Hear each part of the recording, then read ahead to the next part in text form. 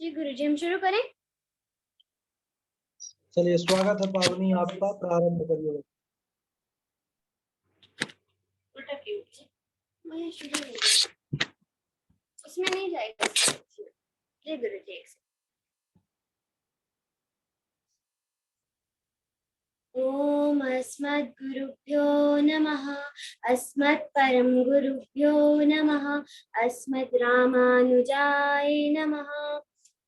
गुरुर्ब्रह्मा गुरुर्विष्णु गुरुर्देवो महेश्वराय। गुरु साक्षात् परम ब्रह्म तस्मै श्री गुरुवे नमः। अखण्डमण्डलाकारं व्याप्तिं चरणं तत्प्रदं दर्शितं येन तस्मै श्री गुरुवे नमः।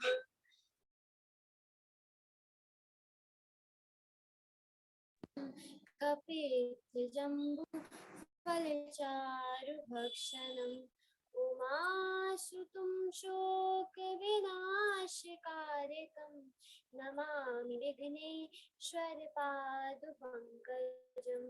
वक्रतुण्डमहाकाय सूर्यकोटि समप्रभा निर्विघ्नं कुरु मे देव सर्वकार्येषु सर्वदा। विघ्नहरण मंगलकरण श्री गणपति महाराज प्रथम निमंत्रण आपको आकर पूर्ण कीजिए काज। ओम हंस वाहिनी समायुक्ता माम विद्यादान करो तुम्हें। नारायणं नमस्कृत्यं नरं चैव नरोत्तमं देवीं सरस्वतीं व्यासं ततो जयमुदीरयेत्। करारविन्दे न पदारविन्दं मुखारविन्दे न विन्वेषयन्तं वटस्य पत्रस्य पुटे शयानं बालं मुकुन्दः मनसा स्मरामि। राधा साध्यं साधनं यस्य राधा मंत्रो राधा मंत्रदात्री च राधा सर्वं राधा जीवनं यस्य राधा राधा राधा वाञ्छिकिं तस्य शेषम्। हे राधे करुणामयि सुललिते हे कृष्ण चिंतामणि हे श्री रासरसेश्वरी सुविमले वृंदावनाधीश्वरी कांते कांति प्रदायनी मधुमयी मोद प्रदेह माधवी भक्तानंद समस्त सौख सरिते श्री राधे पादुमा। अनंत कोटि ब्रह्मांड नायक अचिंत्य कल्याण गुणगण निधान सर्वेश्वर सर्वाधिपति अकारण करुणा वरुणालय अकारण करुणा कारक सकल जन्म कलयशाफारक परात्पर परम ब्रह्म अनंत कोटि कदर्प दर्प दलन पटियान निर्गुण निराकार सगुण साकार जगदैक बंधु करुणैक सिंधु सच्चिदानंद घन परमात्मा श्री कृष्ण एवं श्री राधा रानी जी के युगल चरण अरविंदों में दासी का बारंबार प्रणाम। समुपस्थित भगवत भक्त भागवत कथा अनुरागी भक्तिमयी मातृशक्ति भगनी बानी सिया राम मैं सब जग जानी करहूँ प्रणाम जोरी जुग पानी। कथा प्रांगण पे उपस्थित मेरे सभी सहपाठी जन मेरी सारी भगनी मेरे सब बांधव सबको मेरा प्रणाम। आपके हृदय में उपस्थित मेरे इष्ट मेरे प्रभु श्री कृष्ण को मेरा प्रणाम। गुरु जी के चरणों में मेरा प्रणाम। आज मैं गोपी गीत रास पंचाध्यायी पे वक्तव्य करने वाली हूँ जो मेरे पिछले वक्तव्य में पूर्ण नहीं हो पाया, तो आज हम वहीं से शुरू करेंगे। तो जब गोपियां अपने भौतिक इस गुणमय शरीर को छोड़ के भगवान से मिलने अपनी आत्मा रूप में जाती, आत्मा रूप में ये शरीर छोड़ देती हैं। बहुत बहुत लोगों के मन में ये प्रश्न उठता है कि अरे अगर कोई भी गोपी जाति, कोई बालिका जाति, कोई कोई गोपिका जाति, पहली बात तो मैं बताना चाहती हूँ कि ये स्त्रियां नहीं है, बालिकाएं नहीं है, गोपिकाएं हैं। इन्हें आप उन कैटेगरी में नहीं रख सकते। ये परम भक्ता है, भक्त शिरोमणि है, इसलिए ये स्त्रियां नहीं है, ये बालिकाएं नहीं, ये गोपियां हैं। तो गोपिकाएं ये जो अपना गुणमयी शरीर है इसे छोड़ के, क्योंकि अगर वो शरीर से जाती तो उन्हें कोई जाने ही नहीं देता। अगर वो शरीर से जाती, जो भक्त होते हैं उनके मार्ग में सब बाधक बनते हैं, उनके मार्ग में तो सभी बाधक बनते हैं, परंतु जो भक्त का भाव होता है, उसकी भक्ति में इतनी शक्ति होती है कि वो उस परम पिता परमेश्वर से मिल ही लेता है। वैसे ही जैसे गोपियों ने किया, हमें भी वैसे पराक्रम करना है, हमें भी बार बार प्रयास करना है कि हम भी भगवान हमसे मिलने की इच्छा रखें। क्योंकि मैंने पूर्व में भी कहा कि बड़ी बात ये नहीं, देखिए ये तो आप समझ सकते हैं कि गोपियों को भगवान से मिलने की इच्छा, हम जैसे पामर प्राणी तो चाहते हैं प्रभु से मिलना। पामर का मतलब जो कोई काम ढंग से ना कर सके, या जिसे आप जड़ या मूर्ख कह सकते हैं साधारण भाषा में, वो व्यक्ति, वो मनुष्य पामर कहलाता है, पामर प्राणी। हम सब पामर प्राणी हैं, हम चाहते हैं उस परम पिता परमेश्वर से मिले, पर कैसे? जब तक वो खुद नहीं चाहेगा कि हम उससे मिले, वो हमसे मिलने की इच्छा ना रखे, तो हम उससे कैसे मिल सकते हैं? वैसे ही देखिए, यहाँ पर गोपियों की इच्छा थी, पर पहले भगवान ने उनसे मिलने की इच्छा की, तभी उन्होंने वेणुनाद किया। तब जैसे ही वेणुनाद को सुना, गोपिकाएं सब वृंदावन की ओर भागने लगी। ये माया गुण शरीर से नहीं, इस फिजिकल बॉडी से नहीं, ये जो गुणमयी शरीर है, ये जो शरीर है, ये जो स्थूल शरीर है, इससे नहीं, ये आपके शरीर से नहीं, उनकी आत्मा वृंदावन गई, तभी उनको किसी ने रोका नहीं। अगर वो शरीर से जाती, इस फिजिकल बॉडी से जाती, इस गुणमय शरीर, इस भौतिक शरीर से जाती, तो उन्हें रोकते सब। पर जब उनका शरीर वहीं था, हर पति को अपनी पत्नी घर पे मिली, हर पिता को अपनी पुत्री मिली, हर भाई को अपनी बहन मिली, हर बेटे को अपनी माँ अपने पास मिली, तो वो क्यों, तब वो क्यों उन्हें रोकते? पर गोपिकाओं का सिर्फ शरीर वहां था, उनका मन, उनका हृदय तो स्वयं परमात्मा श्री कृष्ण के पास जा चुका था। अब गोपिकाएं जाती हैं और वहां पहुंचती हैं, और भगवान उन्हें सभी को स्वीकार करते हैं। देखिए गोपिकाएं कैसी हैं, कोई अमीर है, कोई गरीब है, किसी ने अच्छी साड़ी पहनी है, किसी के वस्त्र फटे, किसी ने आभूषण पहने, किसी ने काजल लगाया है, किसी ने लाली लगाई है, कोई, किसी के जो शरीर का रंग है वो गोरा है, किसी का काला, किसी का कत्थई, किसी का कस्तूरी, पर भगवान ने सबको सबको स्वीकार किया। भगवान ने, ये सामान्य जगत का प्राणी हुआ तो वो किसी में कोई ना कोई अवगुण निकाल लेता है। अरे समझदार नहीं है, अच्छा स्वभाव भी है, पर रूप अच्छा नहीं है, रूप भी अच्छा है, रंग अच्छा नहीं है, अलग अलग कोई अवगुण निकाल लेता है। पर वो परम पिता परमेश्वर जो गुण अवगुणों से रहित है, ना उसमें कोई गुण है, ना उसमें कोई अवगुण है, वो तो उनसे परे है। वो हम अवगुण से भरे हुए प्राणियों पे रीझ जाते हैं। किसी संत ने क्या खूब कहा है, पता नहीं कौन से गुण पे दया निधि रीझ जाते हैं। तो भगवान तो हम अवगुण से भरे हुए, जिनमें कोई गुण नहीं है, उन प्राणियों पे भी रीझ जाते हैं। अब गोपिकाएं जाती हैं, अब जाती हैं तो भगवान उनका स्वागत करते हैं, क्या कहते हैं, स्वागतम वो महाभाग प्रियम किम करवाणि वा व्रजस्यानां यं कश्चिद् दूतागमन कारणम। हे भगवान श्री कृष्ण क्या कहते हैं, उनका स्वागत करते हो, कहते हैं हे महाभागाओं, हे गोपिकाओं, तुम बताओ मैं तुम्हारे ऐसा क्या करूं जो तुम्हें प्रिय हो। और ये रात्रि का एक पहर, पहला पहर समाप्त हो चुका है, दूसरा पहर शुरू हो चुका है। तुम इतने रात के समय में अपने घर बार, अपने बच्चे, अपने सास ससुर पति को छोड़ के यहाँ क्यों आई हो?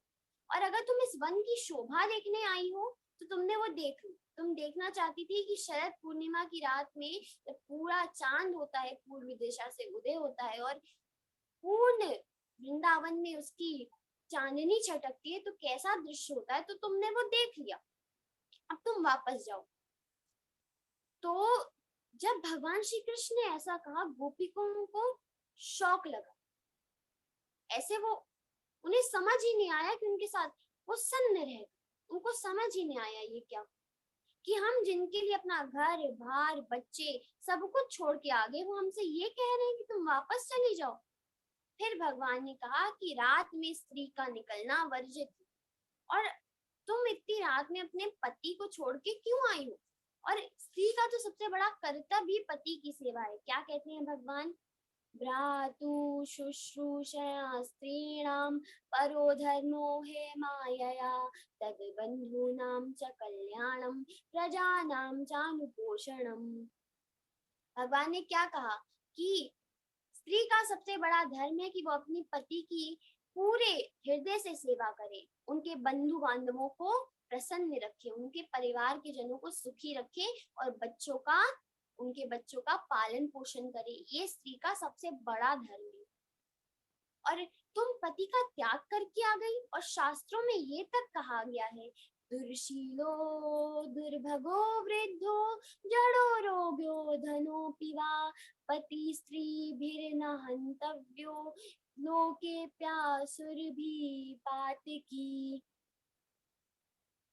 तो पति भले भाग्यहीन हो, भले वृद्ध हो, भले ही वो रोगी हो, भले उसे कोढ़ लगा हो, भले वो धनहीन हो, पर स्त्री को कभी भी अपने पति के सिवा किसी के बारे में नहीं सोचना चाहिए और किसी भी परिस्थिति में उसका त्याग नहीं करना चाहिए। ये स्त्री का परम धर्म भगवान ने कहा। यहाँ भगवान श्री कृष्ण ने स्त्री शब्द का प्रयोग किया है, पर मैं आपसे फिर कह रही हूँ, भगवान ने बोला है, पर वो स्त्रियां नहीं है, ये बालिकाएं नहीं, ये गोपिकाएं हैं। ये स्त्रियां हो ही नहीं सकती हैं परम भक्ताएं, इसलिए इन्हें स्त्रियों की श्रेणी में मत गिने, इन्हें स्त्रियों की कैटेगरी में मत गिने।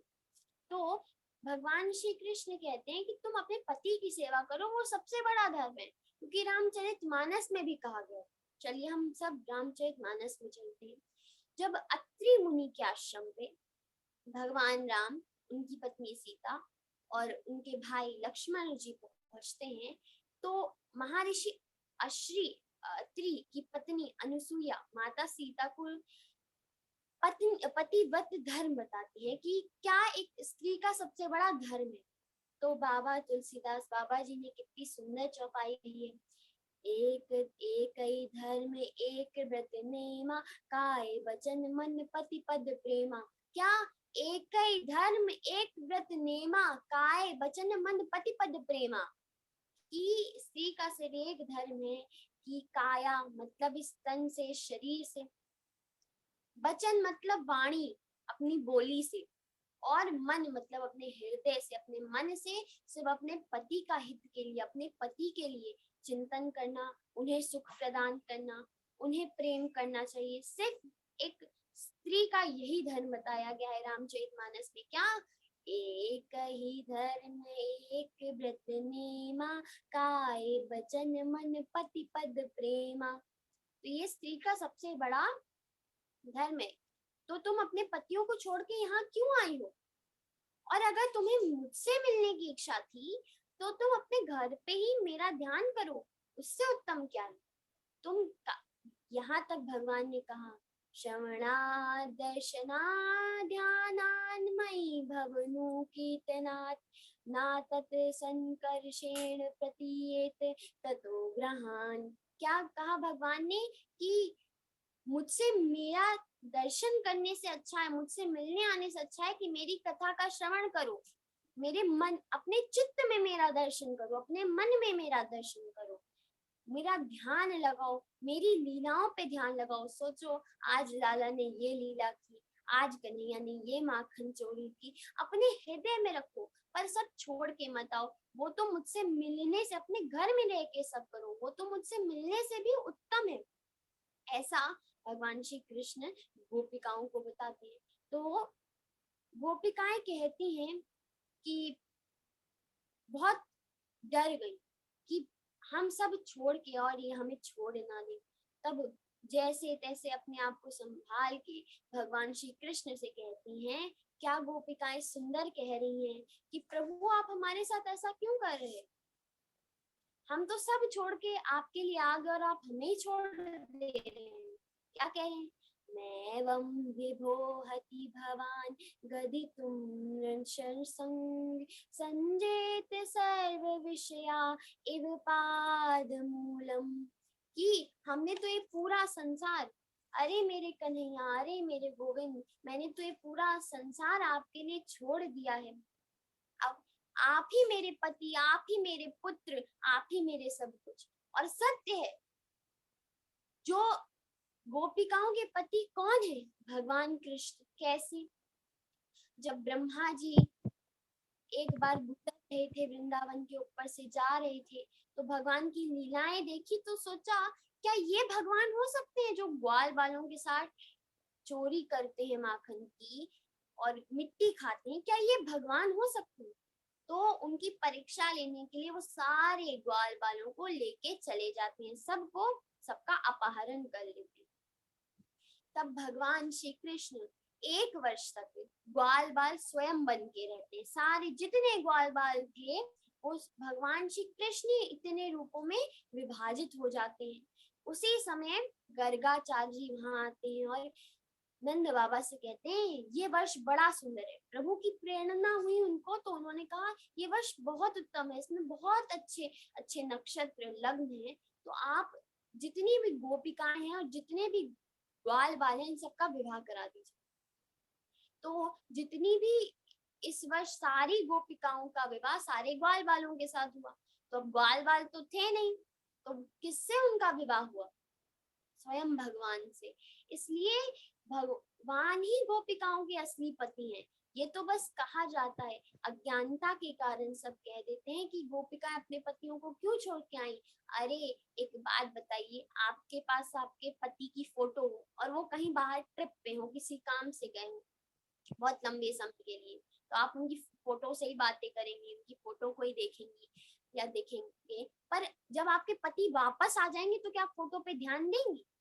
नहीं देंगे, आप अपने पति के साथ रहेंगे। वैसे ही गोपिकाओं के तो असली पति भगवान है, पर जब उन्हें भगवान मिल रहे हैं तो वो इस सांसारिक भौतिक पतियों के पीछे क्यों रहेंगी? और पहली बात, ये कोई साधारण स्त्रियां तो है ही नहीं, ये तो गोपिकाएं हैं, परम भक्ता भक्त शिरोमणि है। इसलिए वो कहते हैं कि हे कन्हैया, हम सब त्याग चुके हैं, हमारे पुत्र पति सब कुछ आपको, ठीक है, सब कुछ आपको, हम इस संसार को, इस देह को त्याग सकते हैं, पर आपको नहीं त्याग सकते हैं, आपको नहीं छोड़ सकती हैं। क्या कहती है गोपिकाएं, क्या सुंदर भाव है कि भक्ता भजस्त्वं दुःखग्रहे त्यजस्तुं देवो यथादि पुरुषो भजते मुमुक्षु। कि हे कृष्ण, हम पे कृपा करो और हमें स्वीकार करो। कैसे कृपा करो? जैसे भगवान नारायण मुमुक्षु पे कृपा करते हैं। मुमुक्षु का मतलब वो प्राणी जिसकी मुक्ति की इच्छा हो, उसे कहते हैं मुमुक्षु। तो क्या कह रही हैं कि भक्ता भजस्त्वा दुख ग्रह मां त्वजस्तुम देवो यथादि पुरुषो भजते मुमुक्षु। कि जो मुक्ति की कामना रखने वाले जीव हैं, वो भगवान नारायण जैसे उनपे कृपा करते हैं मुमुक्षु पे कि उन्हें मुक्ति मिल जाए, वैसे आप हम पे कृपा करो और हमारा त्याग मत करो, हमें छोड़ो नहीं। गोपिकाओं ने ये कहा, ऐसी प्रार्थना की। तो भगवान श्री कृष्ण ने कहा कि देखिए, मेरे आपको दुखी करने का कोई भी प्रयोजन नहीं था। मैं तो जानना चाहता था कि आपका वैराग्य कैसा है, क्या आप सच्ची में सब छोड़ के आई हैं, या आप भाव विभोर, आप भावों के वश आप बस जल्दीबाजी में आ गई, आप जल्दी के मारे आप आवेश में आके तो मेरे पास मेरा भजन तो नहीं कर रही, आवेश में तो सब छोड़ के नहीं आ गई। क्या आपका जो राग है वो पूर्ण वैराग्य है? और वैराग्य क्या क्या महत्व होता है, ये तो हमने महात्म में भक्ति ज्ञान वैराग्य की कथा में श्रवण किया। तो वैराग्य 4 प्रकार के। अब हम थोड़ी वैराग्य की चर्चा करते हैं। वैराग्य 4 प्रकार के होते हैं। कौन से? विवेक पूर्वक वैराग्य, दोष दृष्टि पूर्वक वैराग्य, अरुचि पूर्वक वैराग्य और भक्त रति पूर्वक वैराग्य। ये कौन से वैराग्य है? पहले हम एक एक पे जाते हैं। पहला है विवेक पूर्वक वैराग्य। ये सबसे प्रथम है। जब नियम अनियम और नियम अनियम के बीच का जो अंतर है वो पता चल जाता है, तो हम विवेक पूर्वक वैराग्य हो जाता है। कैसे? जैसे कुछ चीजें नियम है, सूरज का निकलना नियम है, या पृथ्वी का घूमना नियम है, और कुछ चीजें अनियम है, अनियमित है। कैसे? कोई आज आपसे अच्छे से बात करता है, कल नहीं करेगा। कोई आपके साथ आज है, आपके मुसीबत के समय में, आपके मुश्किल के समय में, कल नहीं हो। जो चीजें बदलती रहे, जो सत्य ना हो। क्या सत्य का मतलब होता है? जो नियम से होती है। इसलिए हमने महात्मा में भी ये श्लोक सुना, सच्चिदानंद रूपाय, सत्यचित आनंद। जो सत्य हो, सत्य क्या है? जो नियम हो। जैसे सूरज का निकलना नियम है, मतलब सत्य है। पृथ्वी का घूमना सत्य है, मतलब नियम है, नियमित है। वैसे ही ये जो संसारिक भौतिक जगत है, इसमें कुछ कोई भी चीज नियम से नहीं, नियमित नहीं है। यहाँ सब अनियमित है। आप जिसकी जब जरूरत पड़ी तो उससे मीठे वचन बोलिए, जब नहीं जरूरत पड़ी तो उसे ऐसे ही ठेंगा दिखा के भाग गए, उसको ऐसे छोड़ के उसके मुश्किल में के समय में। कोई आपसे अच्छे से आज बात करता है, कल नहीं करता है। तो ये क्या है? ये है अनियमित।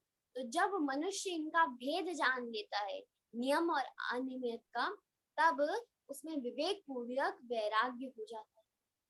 और दूसरा होता है दोष दृष्टि पूर्वक वैराग्य। अब कोई व्यक्ति अच्छा है, पर आपको उसमें दोष दिख गया, या आपसे उसके बारे में किसी ने कुछ कह दिया कि वो तो ऐसा है, भले वो कितना अच्छा हो, पर आपने उसमें दोष देख लिया, तो अब आप उसे वैराग हो जाएंगे, उसे छोड़ देंगे, उससे आप इग्नोर करेंगे, उसके पास नहीं जाएंगे, आप उसे छोड़ देंगे। तो वो होता है दोष दृष्टि पूर्वक वैराग। फिर तीसरा अरुचि पूर्वक वैराग। किसी चीज में रुचि ना रहे।